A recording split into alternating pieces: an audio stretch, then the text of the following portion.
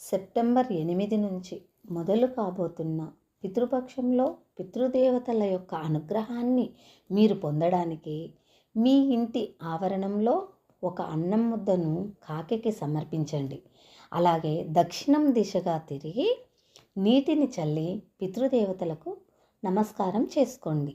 ఇలా నమస్కారం చేయడం వలన మీ వంశానికి ఏవైనా పితృదోషాలు ఉంటే అవి తొలగిపోతాయి. అలాగే కుటుంబంలో ఎవరికైనా అనారోగ్య సమస్యలు ఉంటే అవి కూడా తొలగిపోతాయి. అలాగే వంశాభివృద్ధి కూడా కలుగుతుంది.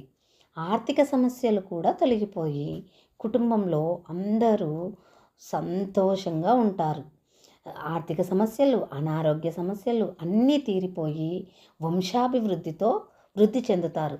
ఈ పితృపక్షాల గురించి ఇంకా వివరంగా తెలుసుకోవాలంటే ఫుల్ వీడియో డిస్క్రిప్షన్లో ఉంది, చూడండి.